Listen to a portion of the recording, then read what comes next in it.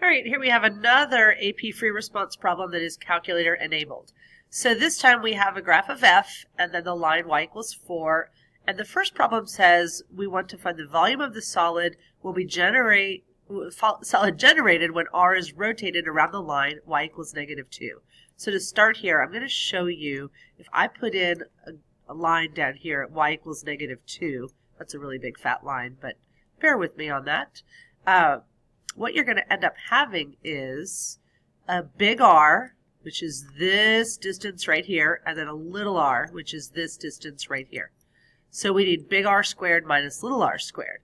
So the big R is going to be top curve minus bottom curve. So that's 4 minus a -2. So big R is equal to 6. And then little r is again top minus bottom. So it's going to be f of x minus -2, or f of x plus 2 will be your little r.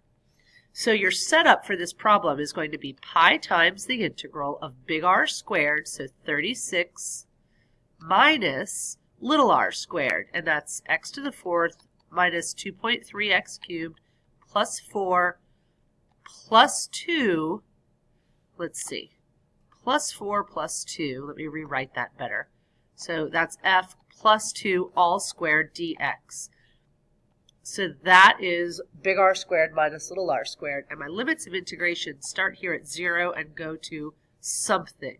So let's go find out what that something is. And by the way, I know x equals 0 is one of the limits because the line is y equals 4 and the y-intercept of my f function is 4. So let's go back to the calculator and find the intersection point between the two curves. So first curve, second curve, lower bound, and then scroll all the way over to the right for the upper bound of this guy. And we get an x value of exactly 2.3. That's kind of nice that we have such an even limit of integration. So we need to then go to our calculator and type this in on the home screen. So we're going to have the integral, choice 2 integrate of 36 minus, and then in parentheses, I need x to the 4th minus 2.3 x cubed plus 6 all squared, comma x to integrate with respect to x, comma 0, comma 2.3, and then I'm going to end by multiplying the whole expression by pi. And I get 98.867 or 868. So 98.867 or 98.868. Okay, part B, we are given, we're told that the region R is the base of a solid and that we have isosceles right triangles from here. So we've got triangles that look like this. So the coefficient for an isosceles right triangle is 1/2 because it's half the area of a square. So basically, same limits of integration, 0 to 2.3, and you need top curve minus bottom curve. Don't forget to put parentheses around your entire bottom curve. And then you're squaring that whole expression because you want 1/2 of the base squared.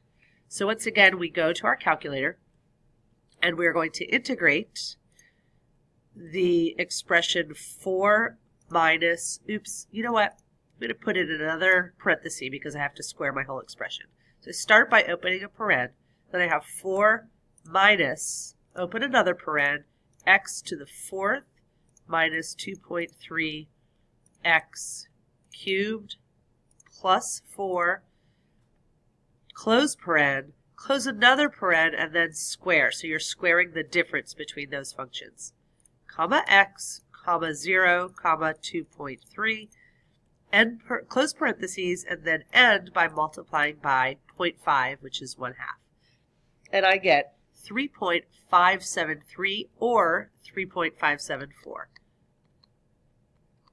Either one of which is acceptable. And then for part C, we are told that the vertical line K, let me erase some of this so that we're not distracted by it. And I no longer need this crazy huge line. Let's see if I can delete that. Good. Okay. We have a vertical line, x equals K, and it divides the region R into 2 equal areas, so I'm guessing it's about right there. Write but do not solve an equation involving integral expressions whose solution gives the value of k. So let's do setting up equal areas. We know that 0 to k, when I integrate top curve minus bottom curve, I should get the same as the integral from k to 2.3 of top curve minus bottom curve. And there's nothing to solve in this problem because they just wanted the expression. And that is your final answer right there.